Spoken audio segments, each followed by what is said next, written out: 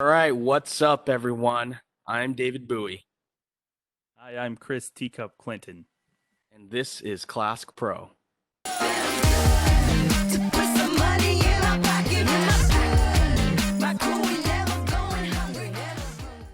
All right. So today's drink of choice is one of my favorites. It is Elijah Craig Small Batch. You might notice that it's empty, and that's because I've decided to go real ghetto and hood and pour it into my cheap water bottle cup right here. Great move. Really good move. Drinking. So today I actually decided to get all fancy for our video and got my teacup. There you go, Yeah, teacup. and this is some tea I got in Canada recently. I'd give you the name, but I have to be honest, and I forgot. I made it You a know, little bit. a couple more episodes into this series, I think people might start thinking I'm an alcoholic. Mm-hmm. Yeah, that is possible. But you know what? We know that you're not, so it's okay. Yeah, just a heavy drinker when I play class. Right, and or talk about Klask. So, what are we talking about today? You know what, David? So today, um, we have an episode that I've looked forward to since we came up with this idea, and that is, um, the Klask World Championship, both in general and specifically the 2019 Klask World Championship, um, and basically discussing it and breaking it down, and our thoughts on it. So that's today's episode. Awesome. And as an FYI, I actually have the 2018 World Championship playing behind me. Yeah, I think it's good. Especially if we can throw some videos up for the viewers in between our conversations of the 2019 one, then it probably makes more sense anyway. Yeah. So, yeah, this is one I'm excited about since we first started talking about Klask Pro in the media channel we wanted to develop, and that is because the Klask World Championship is the Super Bowl of Klask. And or the soccer World Cup for viewers not in the U.S. But it's the Super Bowl. You know, this is where the best of the best will gather and um, play the tournament, and at the very end, one person alone is gonna have that trophy, um, giving them the title of the world champion. There has currently been three three world championships. So we have three current winners. They're all different, all from different countries, which is pretty exciting. So we're going to talk about that, and see how we feel about it. And, I guess we'll start kind of pretty simple with just the history of the championship. So the Klask World Championship is currently held in Helsinki, Finland, which is kind of the headquarters of Klask currently. Um, and I know in 2019 it was held in late August. I think it was like August 31st, but I could be wrong. But I believe that's when it was. And like I said, there's been three current winners. The very first one was our our special guest from last episode, which was Kev Just Kev, and then is from America. The second winner was Yarrow from Germany, and then the third winner and current world champion from 2019 is Tomac from. Uh, um, Gosh, it's eluding my mind. Do you recall what Is it? I might be wrong here. Is it Poland? it's Poland? Yeah, I believe Okay. you're right. I think it's Poland. Um, Thank you for remembering. My mind just like went completely out. um, anyway, so and here's the thing that's really interesting about the World Championships is they have commentators during the games, which is fantastic. And one of the things that happened in the 2019 World Championship is the commentators had mentioned that they may not have been pronouncing Tomac's name correctly, And now, unfortunately, since it's the only thing I have to go off of, I may be pronouncing it incorrectly. So, two things there. One, I apologize in advance if I am. And two, if you have a way to correct me, please give me a call and let me know. I want to get these things right for everyone. So, um, anyway, so so that's kind of the history of the championships in a nutshell. The other thing is how you get there, and that's currently through regional qualifications for the country championship, in our case, the U.S. championship. And last year, those regionals took place between June and August at, I want to say it was, how many different locations? There's actually a decent amount of locations. For the US. For the U.S., there was eight, technically nine. Yeah, so there was eight or nine regional qualifying events throughout the U.S. To where you could play and potentially get your invite to the U.S. Championship, which was held in Indianapolis, Indiana. Um, so I only say that because unfortunately there has not been a schedule released yet. I imagine it's going to take place around that same time frame between June and August, and hopefully more locations so more people can compete and really see if they can get to that U.S. championship, which is currently one of the only roads to the world championship. Last year, the U.S. had one person, Jason Boyce, representing the U.S. Unfortunately, got knocked out in the round robin, so we didn't get to see him in the, I guess you would say, the Sweet 16 if you're a basketball fan. But uh, we didn't see him in the Sweet 16, which is the actual best of three match phase of the tournament. With that said, the tournament happens in a few phases. In that the world championship happens, and first stage is a round robin. I can't remember how they do group stages. I don't recall how they did it this year in 2019, but typically they have like five players or so that will play each other each one time, and it's a point system. And then if you don't have enough points, then you're eliminated and don't get to go to the actual bracket phase of the game, which is phase two, where you take like the top 16 players. They get put into a head to head bracket, and it is not a double elimination. So if you lose your match, which is best of three games, then you're unfortunately knocked out of the tournament. That top 16 will eventually lead to semifinals where you have the top four players, and then the final where the top two meet head to head. And even the final game is a best of three match, which is to me a little bizarre. I kind of, and we'll get to this later in the conversation, but I'd love to see like a top or a best of five match for the final, um, just to give it that little bit more of an interesting, concept behind it. So And on that topic, what I find kind of fortunate is there's no video of these round robins. mm, At least for 2019, while Jason did get knocked out, I still really wanted to see that game. yeah, And thinking of last year and the U.S. Championship, I had all these matches that led up to my game with Jason, but really the only YouTube video you can find right now is our final match in that tournament. But if everyone got to see all the matches, I played in the other matches, they were really good. I would say my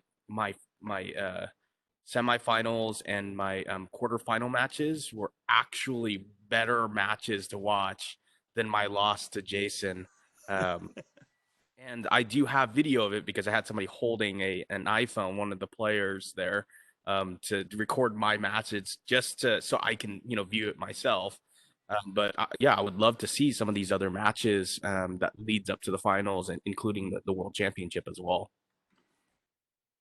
yeah, that's I completely agree. And there's a bummer there's not more footage available currently. hopefully that is one of the things we can help foster change with Klask Pro, is find either ways for us to be involved in being able to record some of these matches and put them on the channel for viewers, or even Klask themselves taking some of that footage that they have, and posting it more just on a just more of like a, I don't know, purely like basic level, like not right now. A lot of the videos they post, they put a lot of like editing and kind of, marketing behind, and I think that's great for the videos they do post, but it would be nice for them to just kind of post casually some of these more basic views of matches, just for people to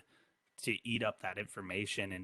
And even players being able to study players would be pretty interesting to see how that develops in tournaments going forward. um, in 2018 they did put the round robin footage up, so you can watch the 2018 round robin, which is great for people who potentially want to host a tournament at some point. um, which in a future episode we're going to talk about like clubs and organized play. That'll be where we can talk about formats such as round robin. But it's great for people who want to host a tournament. They can mention that. They can watch those videos and mention like how a round robin would work. Um, so that's kind of the, I guess, if you will, the history of the Class World Championship, only having the three of them, right? So not a ton of information to go off of, but I've watched the 2019 World Championship several times at this point, both um, just for my own personal reasons of being able to see how the other players are into it, but I've also watched it just to see what that setting is like. Because actually, have you watched the 2019 World Championship video? Oh yeah. Well, I watched it Yeah. live. Okay, yeah, like I forget that. So they did actually post it live. That's Yep. yeah, which is actually pretty great. Being able to watch the Super Bowl of Classic live, just like any other sport. So Mhm.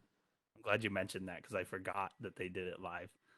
Got up extra early to watch it. It's just like it was like I did the same routine that I do to like prep for a Super Bowl. It was great. um.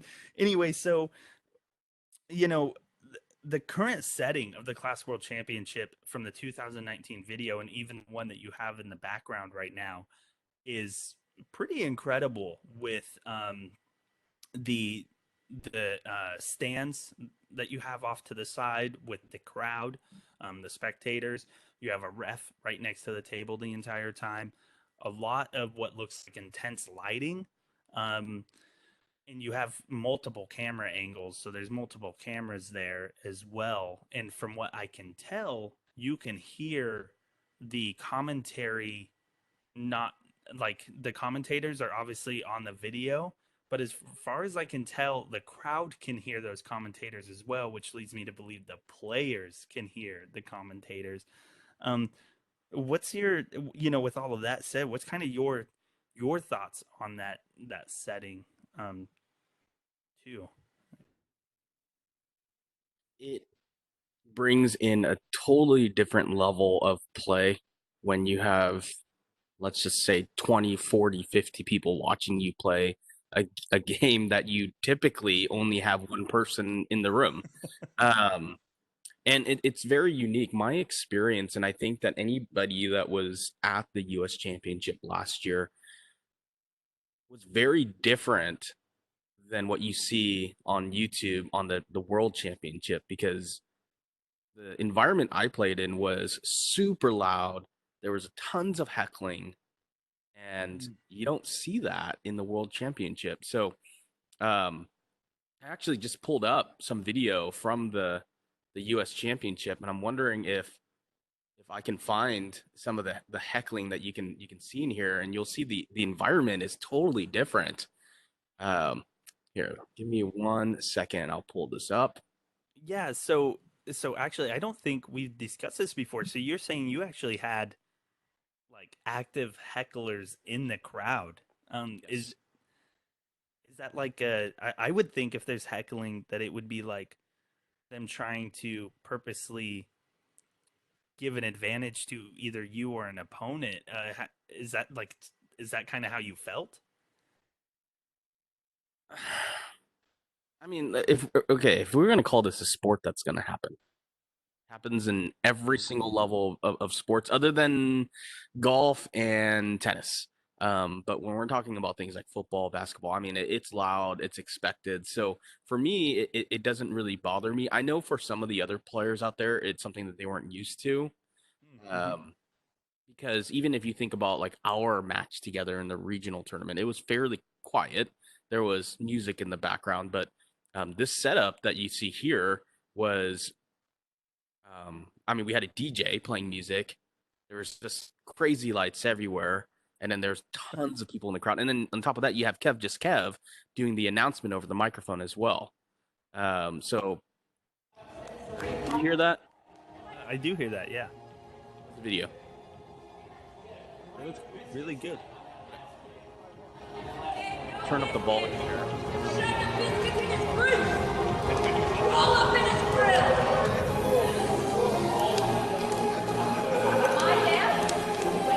Both players are missing now. Jacob with the biscuit on his side, and he got a ball. Hey, can you handle that? He's so out of kicking us! Playing in the dance club. Yeah! You guys ever been to Vegas before? You can see me right there too. Here, I'm gonna rewind it where I couldn't help but hear the heckling and laugh. Will happen in the next couple seconds. Hey, can you handle that? He's so out of kicking us! Yeah!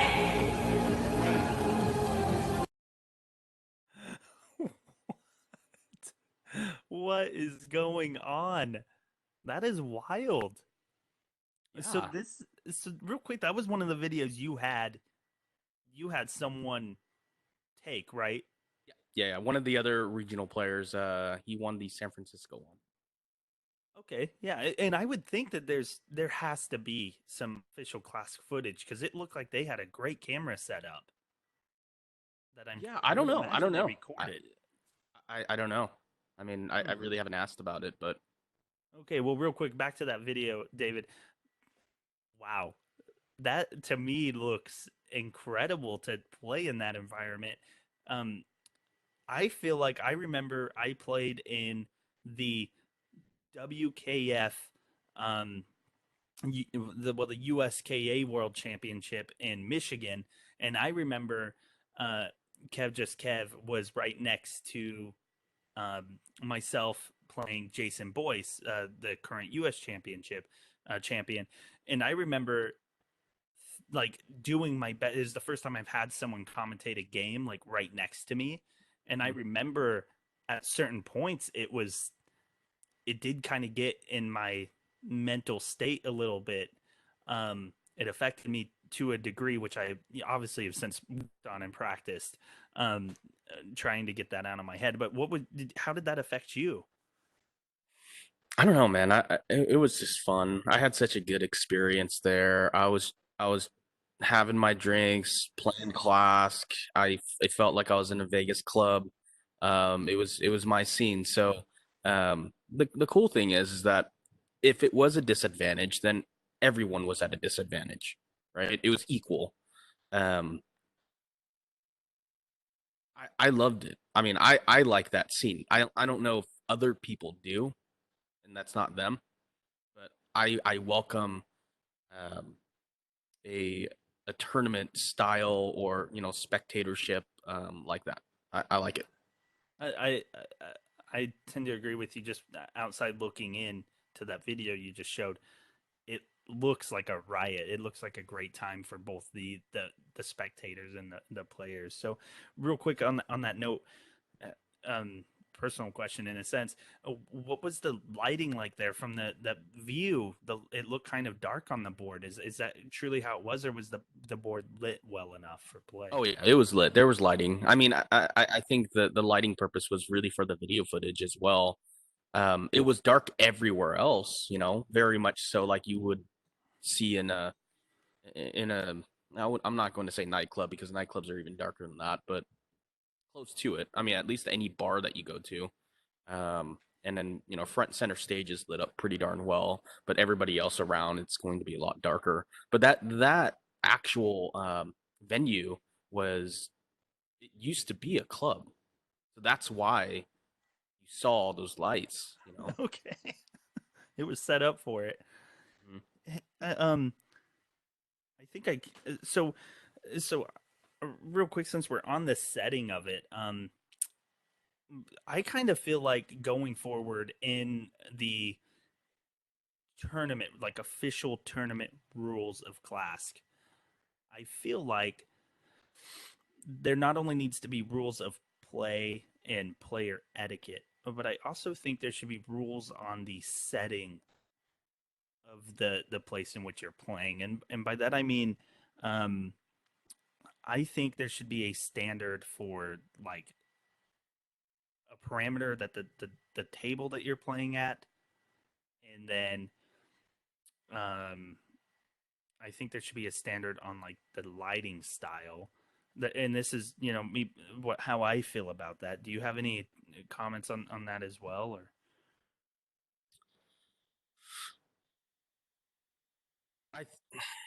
I agree somewhat, but I think that we might be like 10 years like thinking this too early.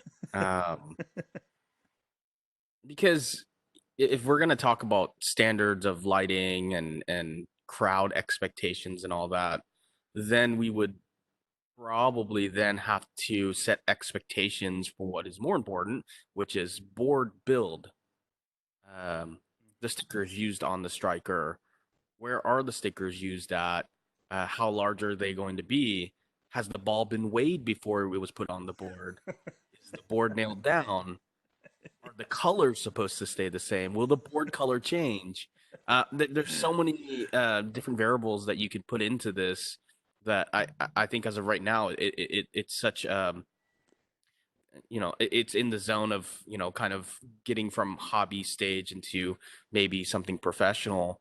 But as of right now, right, I mean the most important thing for me is are the pieces regulatory, right? Do balls differ in weight?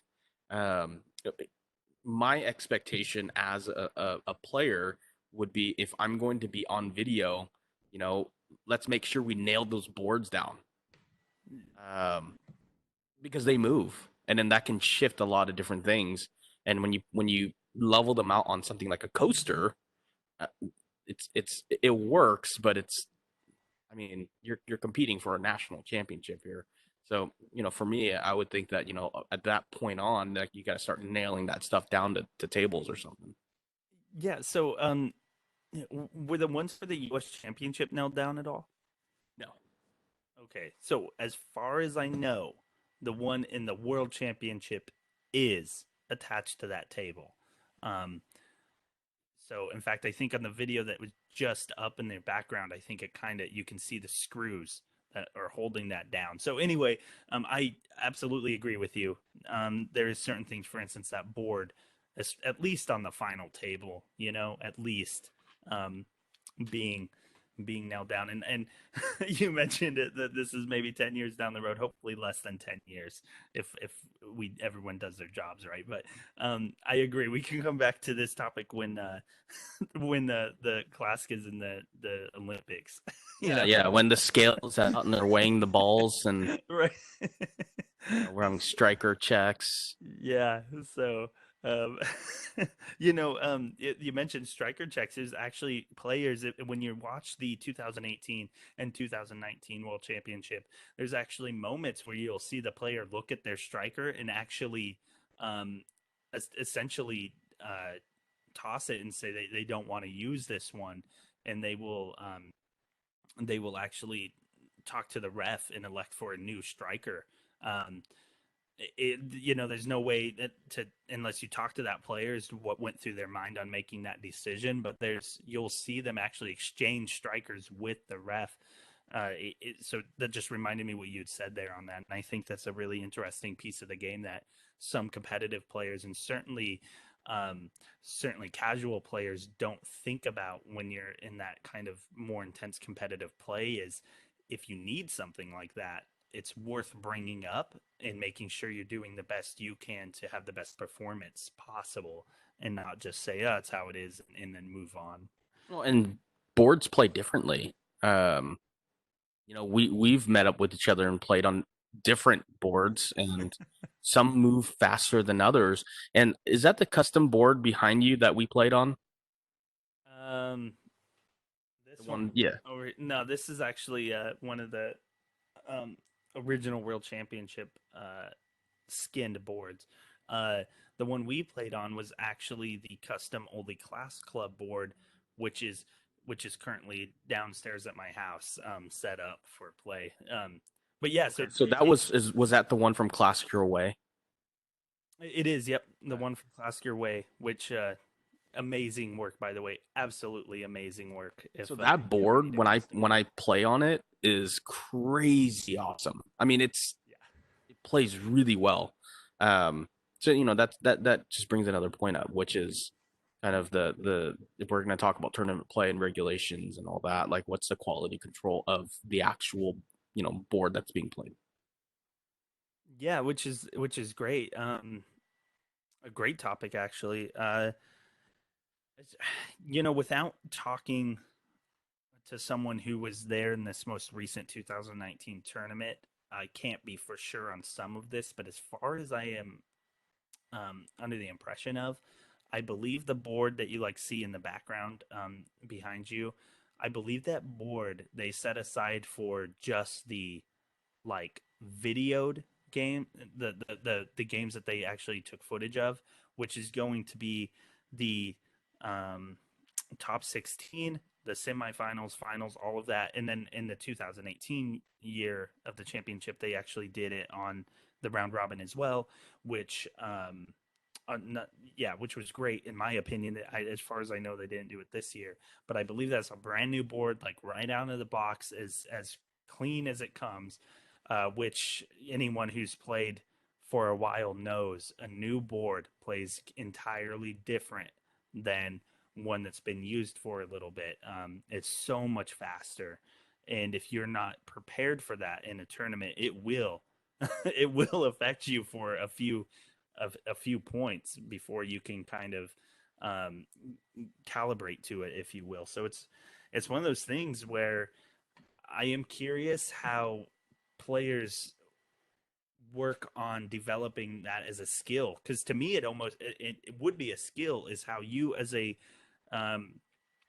competitive class player, how do you overcome obstacles such as maybe the ball has a different weight or spin to it than the one you play with most, or the surface is a little bit more different, or even such thing as lighting being different than what you're expecting, and how you as a pro level player develop ways to overcome that, I think is a key to a successful player and one who is less successful.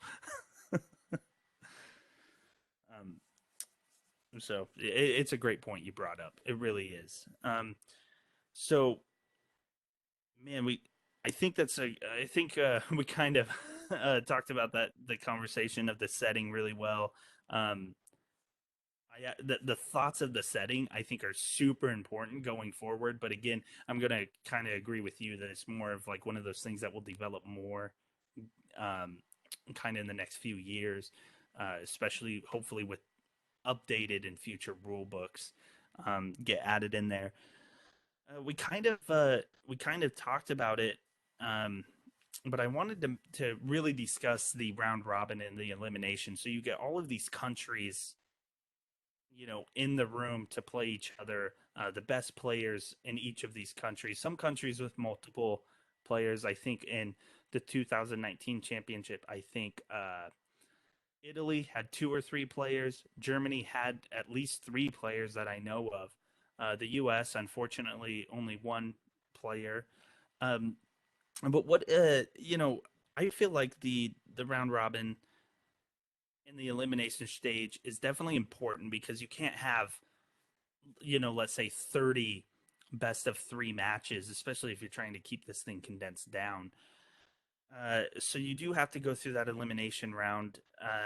And as far as I can tell, they break all the players down into groups. I think it's 4 groups, if I recall. And then within those groups, every player plays each person one time just to 6. It's not even a best of 3. It's just whoever gets to 6 first wins. And then you get points based off of how you did, how you performed, and then if you win or lost, right? And then that's how they kind of break it down. In fact, I think Kev mentioned a little bit of this bracket in our last video as well.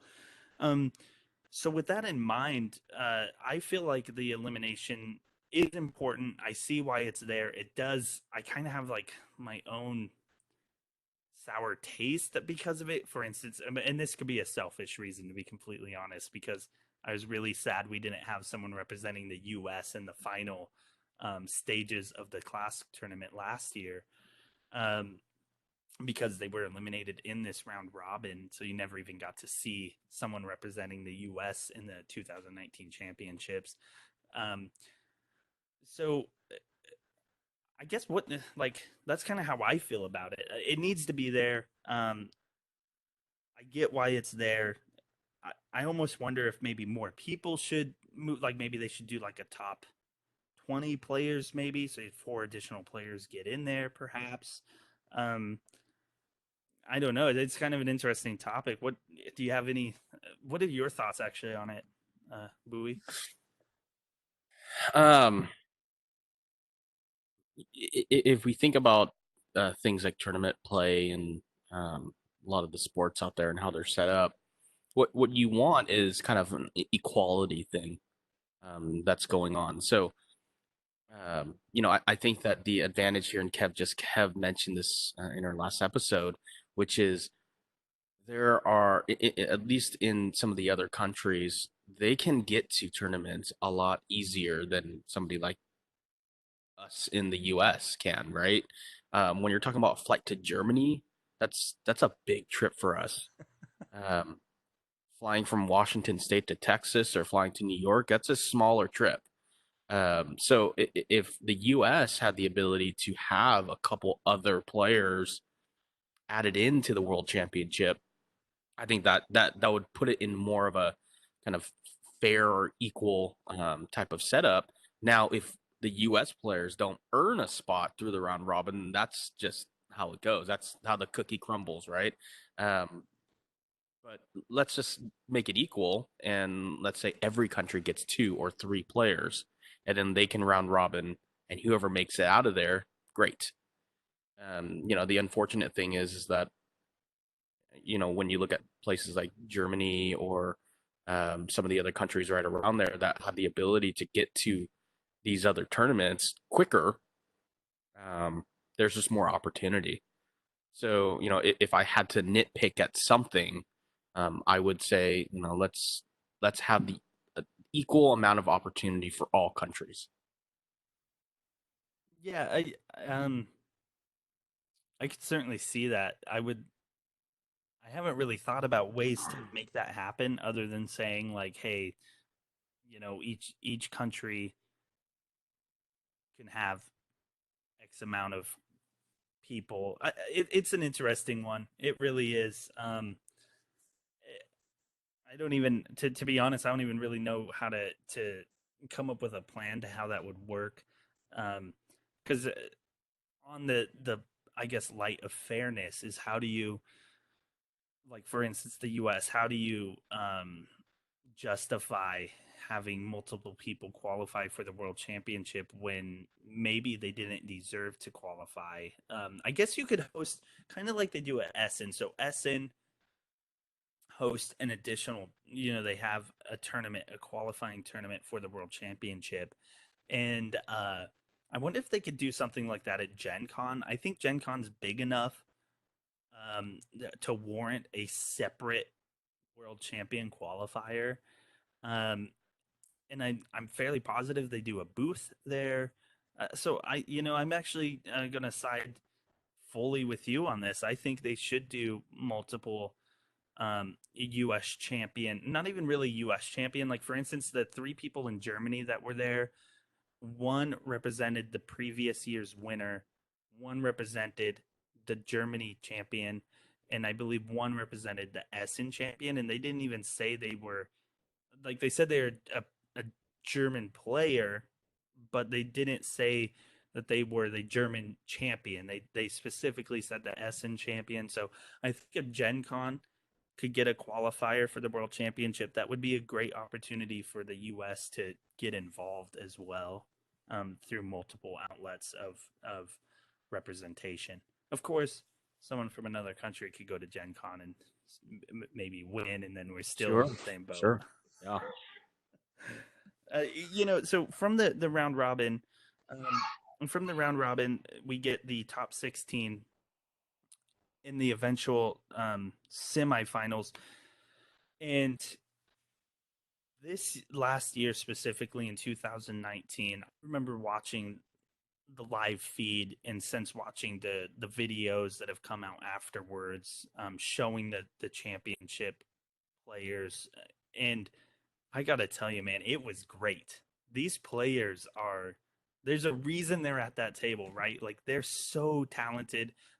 We got to see a lot of great developed maneuvers, and by that I mean we see this stuff happen on the board during play, but you don't see it as well executed or developed that these players do it. Like, there's still some stuff that happens almost by, let's say, accident, but a lot of these plays looked incredibly deliberate, or according to plan from the player. And it's great. You can see the stress and the tactical thoughts going through the player's mind. And I loved the scope of players in 2019 in the top 16. Some really great diverse players, different play styles, different. One player from Germany, Diana, I think. She brought a style that I had not seen before, where she was like hovering over the board. Maybe it's a video we can find at some point and add in for the viewers, but she's like hovering, almost like the top half of her is hovering over the board as she's playing. That's a play style I had never seen before. And that is what is so great about these world championships, is you get to see these play styles from around the world and by individual players, and the high level of execution in which they're being played is really great. And it's both for a spectator and a player, it's so neat to break that down, and you really enjoy just some really solid Klask play. Well, some of us have beer guts, so you can't really hover over because there's a table stopping us. So I'll just leave that there. We can blame that on the Pac Northwest. So that's kind of the top 16 players, feelings on them. So how did you think of the semifinals, man? What were your? I mean, we talked about it soon after it was released. I think we talked about it over the phone once, but I thought the final four was incredible. There was one specific match against I believe it's pronounced Giacomo and Tomac. I mean, that game was. Did you watch that match? Yeah, well, I think that there was a pretty good consensus that was one of the greatest Klask matches of all time. Yeah, I'm telling you, maybe we could throw a link below in the description for the viewers to go watch that match if they haven't. If there's only one match to watch, that's the one. It's the pace, the skill, the execution of that skill, and the recognition between the two players, understanding the level of play that they're currently were playing at, was awesome. You could see on their players' faces that they were essentially, thanking their opponent for such a great match in between points. And it was pure, man. It was pure. It was a great match. I feel bad about the other semifinal match because I don't even remember it as much. I know it was Yarrow and Ballin, right? I think so. Okay. Yeah, I think that was the other semifinal match, man. Ballin's already. I think we talked about this in the last episode too, but Ballin's already in the 2020 World Championship. Yeah. Yeah, yes. It's the beginning of the year, and he already knows what he's practicing for. He's set. Um, what'd you think of the Final Four? I'm curious. I think that it was as expected, right? I mean, your final four were some of the best players in the world, and they deserved that final four spot, and they played very well to get there. Um, so it panned out exactly how I would, if we had to bet money or Vegas odds, how it was supposed to pan out. Um, obviously, I think 2020 could be a different, setup, and I think that for the people who follow the class game and tournaments, we're hoping to see an underdog somewhere in there where it's like they just never were on the circuit and they're surprising everyone. So see Yeah, what happens. yeah. No, it's yeah. It's great points. So we'll segue into the finals, man. So that was the final four great matches. The Italian class club, the Sharks, had two players in the semifinals. Unfortunately, neither of them moved on, but Yarrow, the 2018 champion, and his opponent from 2018, Tomac, moved on to the final. So you had essentially uh, a follow up to the 2018 finals. In 2018, we all know Yarrow came out um, with the trophy that year. It was a fantastic match. Um, the focus on the players' faces was incredible. You could tell that nothing. I'm pretty sure a car could like drive into like smash into the building where they play, and I don't think they would have moved from the table. Is how like just focused they were um, in 2018, and then they met each other back at the table in 2019, and hopefully everyone's hopefully everyone has watched the 2019 World Championship at this point. But Tomac comes out and takes the win, and he does it pretty handily, if I recall. Um, you recall the result of that? It was so it was a best of three, but I think it only went two, didn't it? Um, Not sure. Okay, yeah, Probably didn't. that's um, you know, I don't know if everyone knows this, but I score. I have a score sheet that I will score matches with, uh, both matches that I'm in or watching in person, but I'll also score matches that have been put online, and so I actually did this, and at some point maybe we can even talk about this score sheet in one of our future episodes. But I have it right here on my nice little phone. But so it was a best of three match, but it only went two. Tomac won both. The very first game went 3-6. The second game went 5-6, and that one was intense. Obviously, because it's you either get a Match point. winner or Yeah. yeah, match point. Like it was a fantastic final game to that match, and wow, dude, the intensity of that. I remember like jumping up from my couch during the live feed and just like going, "Oh my gosh, what a move!" or whatever when it got intense. This is crazy, crazy. What is that kind of like the thoughts you had on it too, or did you have? What was your mindset during that match? Um, I mean, from what I remember, I think it was really early for us. As when it was actually live, and I mean, all the matches were pretty darn awesome. And I remember some matches were better than others, but all pretty intense and all really really good players. So they were all good, man. like you said, the Pakamo one that you mentioned was arguably one of the best ones that we Yeah. saw on that tournament. But the finals match was almost equally as good. You have just such good players uh, playing in the final matches that it could have swung either way. And anything could have happened, but whoever came out of it executed better on that day at that time.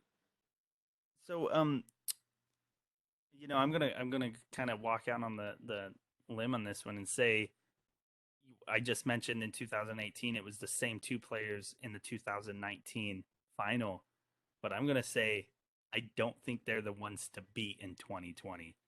I think honestly, I think it might be one of the players from the Sharks that will be going into the 2020 championship with the kind of advantage skill wise.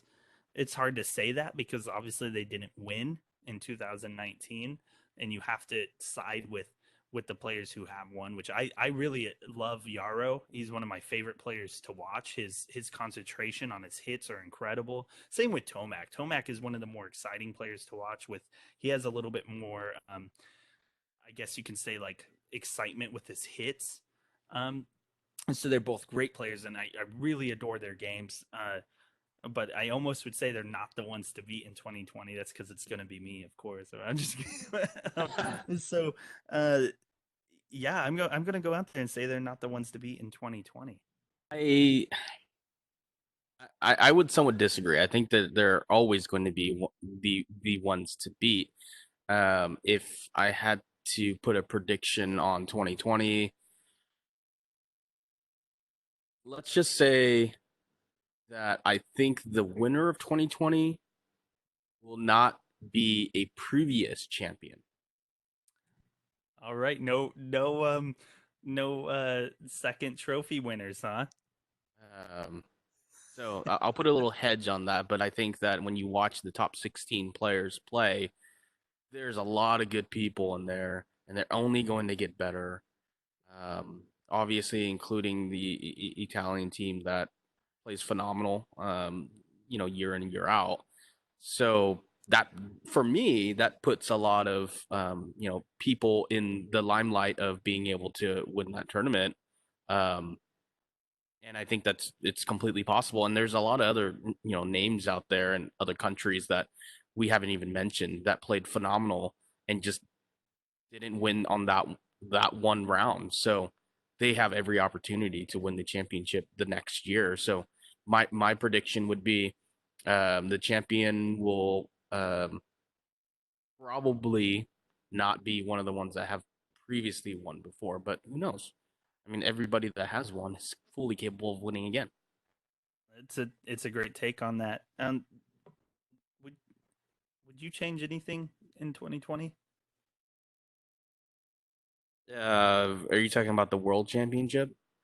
Yeah, for the 2020 World Championship, would you? I mean, would you change anything? What would it be if you did? If I could wave a magic wand, Yeah, let's go with that. um, I would want it to be in Vegas Yes. because one, I could be there regardless if I'm a player or spectator. Two, I think a lot of the players from other countries would enjoy Vegas and what it has to offer.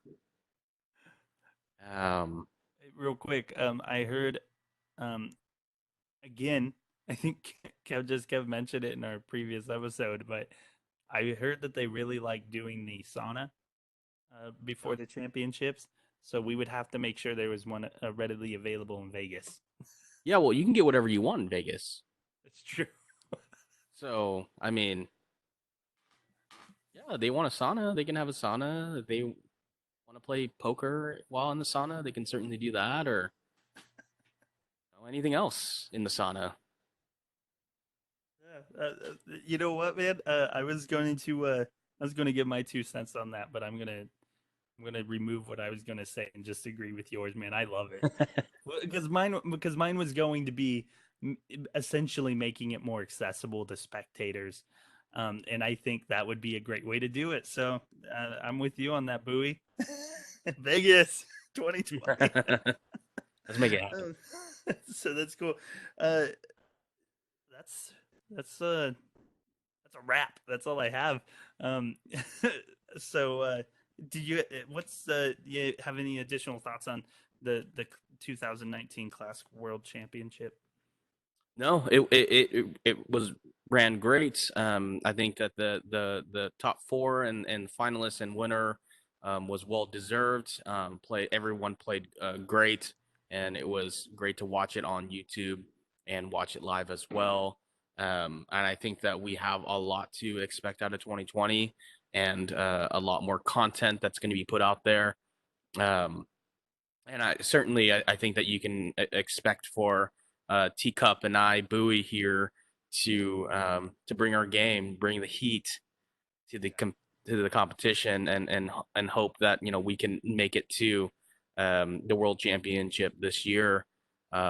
Regardless, we'll be following it, win or lose, for all of our viewers out there, and obviously give you our Klask Pro input and opinion. And again, subscribe to us, like us. We have YouTube videos and Instagram. We're on Facebook as well. Make sure that if you have any opinions of your own, please comment. And we'll make sure to provide, any of the content that we've been putting out, more and more as it comes up, and certainly give you some of the live views as these regional tournaments start coming up. And any of the traveling that we're doing to compete as well. Yeah, which I do post quite a bit of like my travels for Klask. So if you get the opportunity, follow me on Instagram. It's just at Klask Teacup. Thanks so much for watching, guys. And I have one more thing before you leave. Thanks for getting this far in the video. Hope you've enjoyed it. But I have one thing for you, and that is we're going to start a segment on our next video, and that's going to be called One Question, Two Answers. So we're going to, Bowie and I are going to go through the comments that you might leave below this video. We're going to go through comments left on our Instagram page at Klask Pro, and on other social media like Twitter or Facebook. We're going to pick one question between this video and our next video that we want to give our take on, and we'll read the question aloud at the end of our video coming out 2 weeks from now on Sunday, like this one. And we'll read that question and we'll give you a quick answer with our own individual takes on it. So hopefully we'll call that segment One Question, Two Answers. So hopefully you enjoy it. So make sure you leave questions for us to kind of read through, and hopefully we'll pick yours and get you an answer that you can, take and hopefully enjoy. So again, that's a wrap, man. That's fun, Bowie. We did it again. Good time. We out. To